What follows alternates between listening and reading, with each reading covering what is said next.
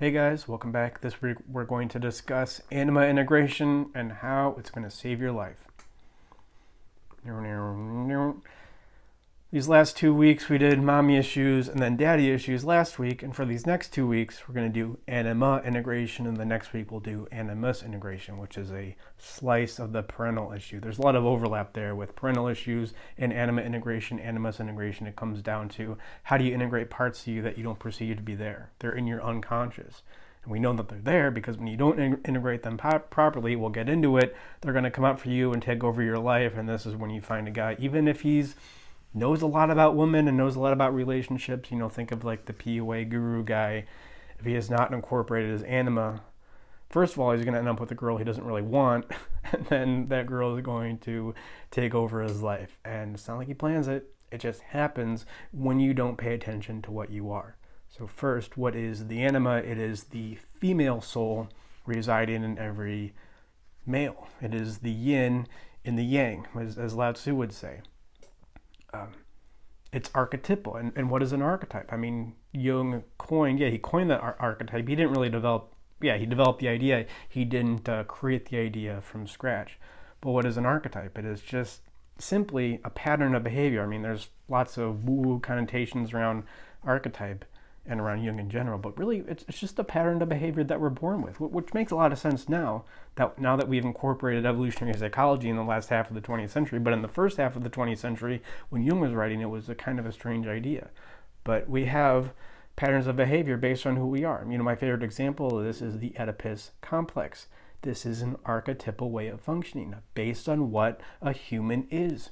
Because we are sexually dimorphic, because male humans are about 15-20% larger than females, we're going to need to navigate our life by overcoming relationships with our father to interact with other men like they're not our father, and overcome our relationship with our mom so we can interact with other women without our mom being there psychologically. And a great way to do that is through anima integration, is through integrating this feminine aspect of the male psychology. Like I say about prairie dogs, another great example, just to make sure that we get this. Another great example is prairie dogs. If a prairie dog had an archetype, what would it be? Well, they do have archetypes, but let's say if a prairie dog could create myth, what would the myth be about? Well, it would be about a prairie dog that could tunnel really well, that built a whole prairie dog city in less than a day, or the prairie dog that could spot hawks really well, or when the prairie dog did spot a hawk, he had the best call to the rest of the prairie dog in the prairie dog city. The prairie dogs in the prairie dog city, right? That's what the myths of a prairie dog would be about. And it's not some woo-woo concept that comes out of nowhere. This is based on what the prairie dog is biologically, what the prairie dog responds to. And we have this anima part of us, and it kind of makes sense. Like, you have an idea of what a woman is, right? Nobody had to teach you, if you're straight, nobody had to teach you to be attracted to a woman. In fact, in high school, you go to sex education, which is in a sense telling you to not be so attracted. Hey, dude, chill out on the hormones. But this isn't a sexual thing. I mean, even a young boy, a 5 or 7-year-old boy, nobody teaches him to be curious about a beautiful woman. Right? It's just in us. We have this part of us that is a woman, and a great way to incorporate it, we'll get to it, is to create a better relationship. To create healthy relationships with another woman, but there's a step before that. We'll get to it. First, though, is what are some symptoms of poor anima integration, just in case this might be you. And it probably is you. I mean, not that there's anything wrong with you, but nobody really ever talks about this. Jung talks about it, but here we talk about it in a very specific way. Again, we'll get to it. Well, the main symptom of poor anima integration is, as Jung says, moodiness. And just fluctuating moods that come without much awareness. They just come up for you, take over your life. I mean, this is just more an indication of your unconscious coming up, taking over your consciousness outside of your awareness. I mean, and it makes sense. I mean, that a man who has not incorporated his anima, it makes sense that he would act like what? A woman who hasn't really been validated, a woman whose emotions haven't been validated. And that's a good way to think of your anima, as just emotional aspects of you, parts that a lot of men would typically think of as weak. And it's not like yeah, they can definitely be expressed in a weak way, but what ultimately makes them weak is the fact that you deny their existence. We're going to get to it. Another symptom of poor anima integration is stoicism, just denying the importance of emotions. That doesn't matter. If you think you can improve yourself by just simply doing one thing as opposed to doing another thing, then you just have a poor anima integration. Now that's true, and you can improve yourself by being disciplined and going on YouTube and watching motivational videos and creating a schedule. That's helpful, but not as a compensation for not having integrated your anima. Once you integrate the anima, then all that stuff goes a lot easier. Another symptom of poor anima integration is the persona, or projecting this false self, or this idea of what you think other people want you to be. And this makes sense. Or why would you project a false self out of who you are? Because you interpret weakness, the weakness of the anima. Well, it's not the weakness of the anima, it's the weakness of the unconscious anima. What makes it weak is you think that it's weak. And then it's going to come out in weak ways that, then you're going to act moody, right? Then you're going to act in an effeminate way, not a feminine way. Then you're going to act in an effeminate way. The thing that you feared most, of course, is going to come true when you don't acknowledge its existence. So what do? How do we incorporate the anima? How do we incorporate that softer, that feminine part of us? Well, what do I have here? Right? Notre Dame. For a long time, humanity, I think, a way that we did this is we went to church. Notre Dame. Why are churches named after women? Did you get issue 2 of the magazine? Why are the first churches shaped after, certain parts of female anatomy? Why would that be? Because we just have this instinctive archetypal way of knowing that how we grow, how we mature psychologically is, yes, we go into the church, we go into the mother, we go into our emotions. Now the mouth breather, the guy who stays in his mom's basement when he's 35 and plays video games all day and argues with people on Twitter, he stays in the mother, he stays in the church. And I would argue people who stay in the church for that long, similar issue.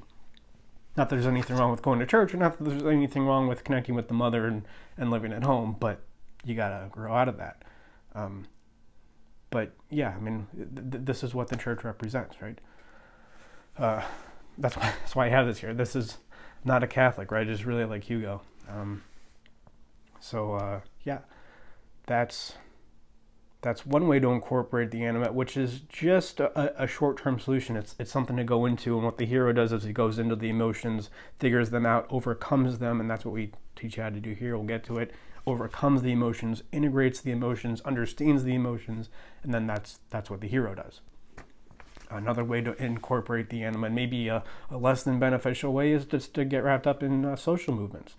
Jung says in paragraph 326 of volume 7, written in 1938, which is important, he says, essentially how we, I was going to read it, but it's kind of long, how we incorporate the anima is we get wrapped up in things that rhyme with isms, Bolshevism, the World War, so he was talking about World War I.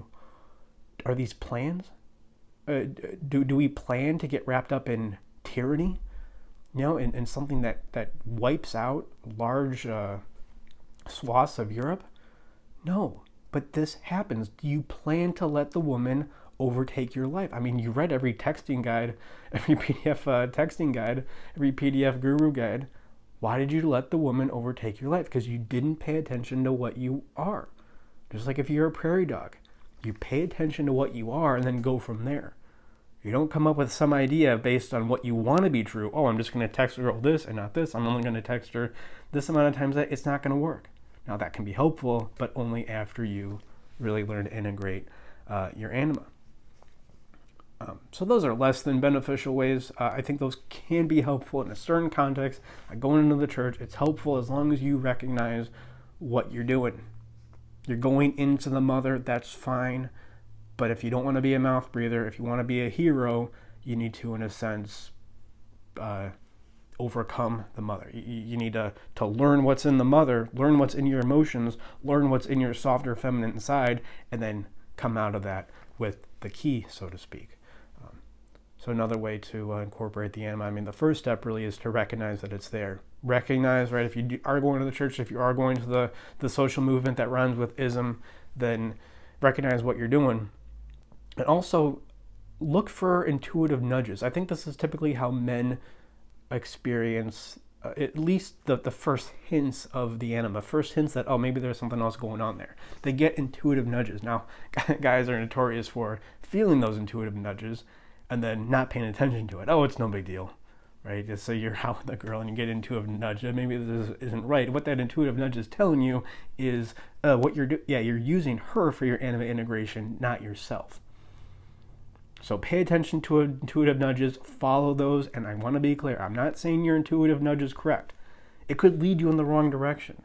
But if you pay attention to the intuitive nudge and act on it, and then learn the most you can from that decision that you make based on the intuitive decision, then you're going to further tune that intuitive nudge to reality, and that's you, in a sense, becoming more in tune with your emotions and using them to make your life go in a better direction.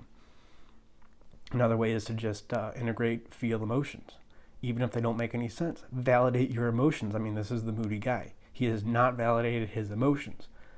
And so they don't go away. They come up in weird ways that come off as moodiness, that come off as truly effeminate. So, of course, it's ironic, right? It's paradoxical. He wants to be as masculine as possible. What ends up happening is moodiness. And ultimately, what you need to do to integrate your anima is to find it in another woman. You're never going to be able to integrate your anima fully on your own. But what's really important is to start integrating your anima first, so that when a woman does come in your life, you're not relying on her to do it for you. And that's when a guy gets really wrapped up into another woman, or he lets her take over his life, even though he's read every PDF guru guy there is on Twitter.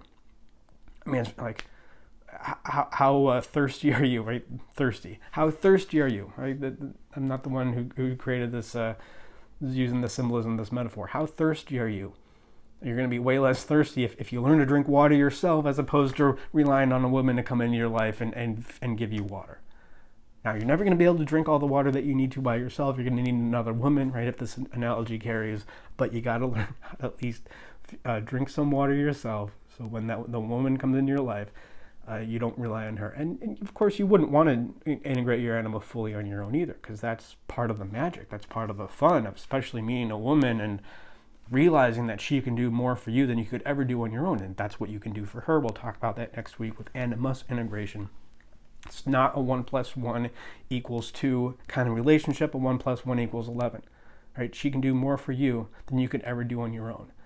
And that's a great thing. That's a great feeling, obviously. But you don't want that to overtake your life. Anima integration. It's just amazing how,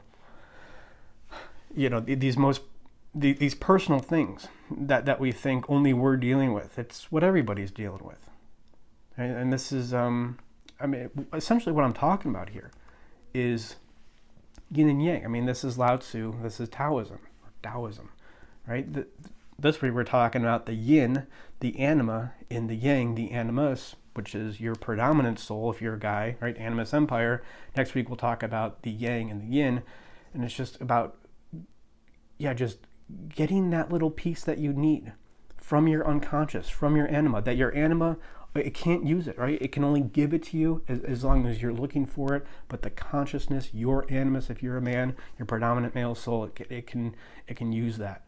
It can use that for, way more than what your own male animus soul could have used it for on its own. And, as much as I talk about Jung, as much as I respect him, and he's a huge influence on me, he really never nailed down exactly how to incorporate the anima or a lot of other aspects of the unconscious. But that's what we do here. We look at emotions for exactly what they are, exactly what they must be, based on what we are biologically, I would argue, and exactly how they must function based on what we are biologically. We take those principles and then we boil it down. Okay, here's how you talk about emotions, to integrate them into your life, to become more fluid with them, to feel those intuitive urges, to learn as much as you can if an intuitive urge leads you in a direction that's not so helpful. So the next time you make a decision based on an intuition. It's going to be more aligned with reality, and then more aligned with reality again and again, until you can go on and meet a woman, and she's only going to be a benefit to your life and not a detriment. So that's what we do here. animusumpire.com/schedule. We do free 30-minute consultations, and I'll leave it there. Thank you for watching. Please like and subscribe. Tell one friend, and remember that if you don't want to be effeminate, paradoxically, you need to incorporate your own femininity.